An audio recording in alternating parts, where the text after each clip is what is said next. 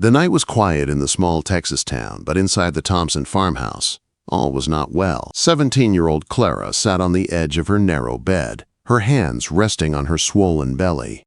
Her father's words still echoed in her ears. He had found out about the baby. He had found out that she was carrying the child of a young farmhand who had long since vanished. Clara's father was a hard man. He believed shame had no place in his house. His wife had pleaded with him, begged him to show mercy, but his mind was made up. He would not raise another man's mistake under his roof. In his eyes, Clara was a disgrace. The door creaked open, and her father stepped in with his cold eyes fixed on her. "Pack your things," he said flatly. "You're leaving this house tomorrow." "I've made an arrangement." Clara's heart sank. She wanted to ask what he meant, but her throat felt dry. She knew better than to question him. The next morning, her mother pressed a small cloth bundle of belongings into her hands. Tears slid down her mother's cheeks as she whispered, "I'm sorry, child. Forgive me." Then Clara was loaded into a wagon, her father sitting stiffly beside her. They rode for miles until they reached a town Clara had never seen before. Her father led her to the back of a saloon where a man with a greasy mustache was waiting. He smelled of whiskey and smoke, and his eyes lingered too long on Clara's face. He handed her father a wad of bills without a single word. Clara felt her stomach twist with fear as she realized what was happening. Her own kin had sold her, like she was nothing more than livestock. The man dragged her inside the saloon, muttering about how she'd earn her keep. But fate had other plans that day. At the same time, a man named Jack Callahan had just stepped into town. Jack was a lumberjack who lived alone in a cabin deep in the pine woods. His life was simple. He cut timber, hauled it to the mill, and kept to himself. He had no wife, no children, and no reason to linger in town except for supplies. Yet that day, as he tied his horse outside the saloon, he heard shouting from within. Curiosity pulled him through the doors. The smoky air was heavy with noise and laughter, but his eyes quickly caught sight of a frightened young woman standing near the bar, her hands clutched protectively over her stomach. A man shoved her forward, trying to make her dance while the others jeered. Clara's cheeks burned with shame as she tried to back away. Jack's jaw tightened. Something about the girl's fear stirred something deep inside him. He wasn't a man who went looking for trouble, but he couldn't stand by and watch. "Leave her be," Jack said firmly, his voice cutting through the noise. The saloon went quiet. The greasy mustached man sneered at him. "This ain't your business, Lumberjack. She belongs to me now." Jack stepped closer, towering over him. "A woman ain't something you can own. I'll be taking her with me." The man spat on the floor. "And who's gonna stop me from keeping her?" Jack didn't waste words. He swung his fist hard and sent the man crashing into a table. Chairs toppled, glasses shattered, and the crowd scrambled out of the way. Jack grabbed Clara by the hand and pulled her outside before the man could rise again. Clara stumbled, trying to keep up. Her heart pounded, not just from fear, but from shock. Why would a stranger risk himself for her? They reached Jack's horse, and he lifted her up onto the saddle before climbing up behind her. Without a word, he urged the horse into a gallop, leaving the shouting voices of the saloon far behind. The wind stung Clara's face, and tears blurred her vision. For the first time in days, she felt a flicker of hope. She didn't know this man, but she knew he had saved her. After what felt like hours, they reached a clearing deep in the forest. A small log cabin stood there, smoke curling from its chimney. Jack dismounted and held Clara down gently. "This is my place," he said in his steady voice. "You'll be safe here." Clara hesitated. She had been betrayed by the people who should have loved her most. How could she trust another man? But there was no cruelty in Jack's eyes, only quiet strength. Inside, the cabin was simple but warm. A fire crackled in the hearth, and the smell of pine filled the air. Jack poured her a cup of water and set it in her hands. "You don't have to say anything now," he told her. "Rest first. We'll figure things out." After Clara sat by the fire, staring into the flames. Her world had crumbled, Yet somehow, here in this cabin, she felt safer than she had in a long time. She didn't know what tomorrow would bring, but for the first time, she dared to believe it might hold something better. And as Jack quietly chopped wood outside, his thoughts lingered on the frightened girl he had just rescued. He didn't know why he had stepped in, only that it felt right. Perhaps fate had brought her to him for a reason. The wilderness was silent around them, but inside that little cabin, two broken souls had just crossed paths. Neither of them knew it yet, but their lives were about to change forever. The first days in Jack's cabin were filled with silence. Clara barely spoke, her eyes downcast as she helped with small tasks like peeling potatoes or sweeping the wooden floor. Jack didn't push her. He gave her space, knowing trust could not be forced. At night, Clara lay awake on the small cot he had made for her, listening to the wind in the trees. She thought about her father's stern face, her mother's tears, the cruel laughter of the men in the saloon. Shame clung to her like a shadow. She carried a child, and in her mind, that made her unworthy of kindness. But Jack treated her differently. He never asked her about the past. He spoke gently, told her stories about the forest, the winters he had survived, and the wolves that howled in the distance. He showed her how to fetch water from the creek, how to light the stove, how to mend a loose shutter when the wind rattled the cabin walls. One evening, Clara sat by the fire, her hands resting on her belly. The baby kicked, and she gasped softly. Jack looked up from sharpening his axe. "You all right?" he asked. She nodded, then hesitated.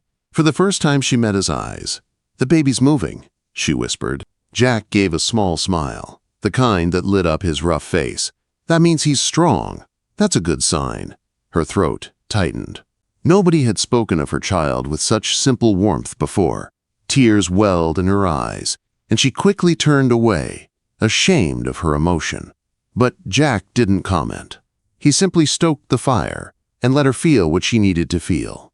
As days turned into weeks, a quiet rhythm settled between them. Clara began to hum while she worked, small songs her mother used to sing. Jack noticed how the lines of worry on her face softened, little by little. She even laughed once, a small laugh that surprised them both, when Jack tried to fix a leaky roof and ended up drenched head to toe in cold rainwater. Yet fears still lingered in Clara's heart. One afternoon, while gathering berries near the edge of the woods, she heard riders in the distance. Her breath caught.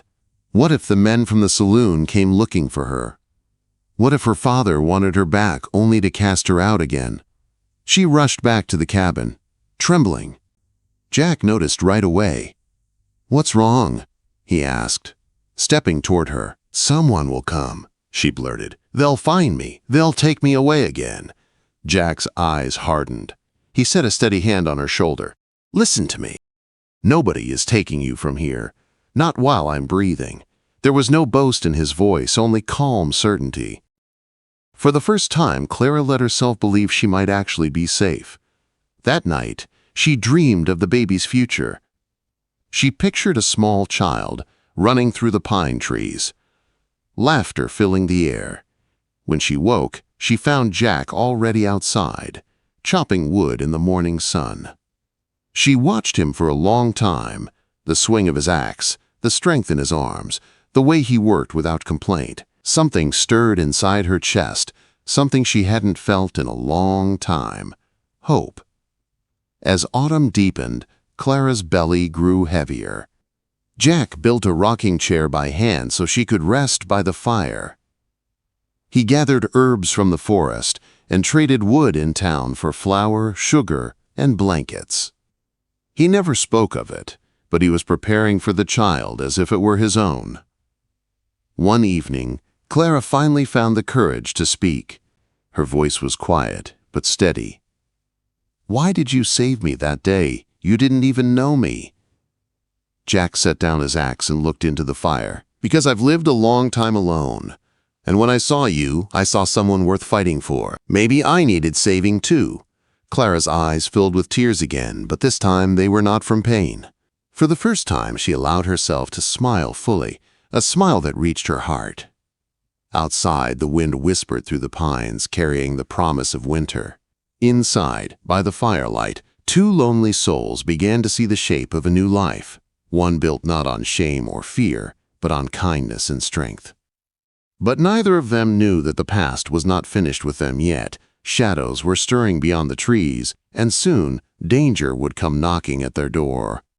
Wait, before we move on, what do you think about the story so far? Drop your thoughts in the comments. I'm really curious to know. Winter came early that year.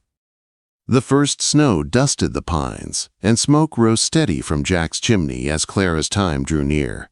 The cabin was warm, but Clara's heart was heavy with worry. She feared the birth, feared the pain, and feared what would happen if the outside world found her. Jack, though, stayed close, his calm presence steady as the logs stacked high against the cabin wall. One evening, as twilight faded into night, the sound of hooves broke the silence. Clara's breath caught, and Jack reached for the rifle hanging by the door. A deep voice called from outside. "Callahan, we know you got the girl. Hand her over, and no one gets hurt." It was the greasy, mustached man from the saloon, flanked by two others. Clara's heart pounded. She clutched her belly, trembling. The baby stirred inside her as if sensing her fear. Jack's jaw tightened. He stepped outside, rifle in hand, the cold air biting at his face. "She's not yours to take," he said firmly. The man sneered. "I paid for her." "She belongs to me." Jack leveled the rifle, his voice like steel. "A woman is not property. You'll leave now, or you'll regret staying." For a tense moment, the only sound was the wind whistling through the trees. Then one of the men reached for his gun. A single shot rang out, echoing through the woods. Jack's bullet split the night, sending the men scrambling. Horses reared, hooves thundered, and within seconds they vanished into the dark. Jack lowered the rifle, his chest rising and falling with slow breaths. He knew they might return, but tonight, Clara was safe. Inside the cabin, Clara's pains had begun. Sweat covered her brow as she gripped the edge of the bed. "Jack," she whispered through clenched teeth. "It's time." Panic flickered in his eyes, but he steadied himself. He fetched water, blankets, and stayed by her side through every cry and every struggle. Hours passed, the storm outside raging as hard as the storm inside the little cabin. And then, at last, the wail of a newborn filled the room. Jack's rough hands trembled as he held the child for the first time. A tiny boy, red-faced and strong. Clara lay exhausted but smiling, tears of joy streaming down her cheeks. "He's beautiful," she whispered. Jack placed the baby gently in her arms, his heart swelling in a way he had never known. He had cut down countless trees, built countless fires, but nothing compared to this moment.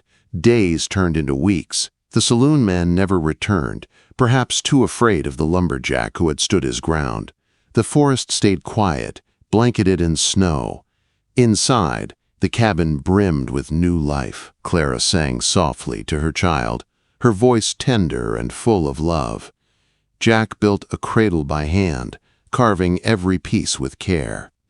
At night, he would sit by the fire, watching Clara rock the baby, his heart full. The loneliness he had carried for so many years had melted away. One evening, as the baby slept soundly, Clara looked at Jack with tears in her eyes.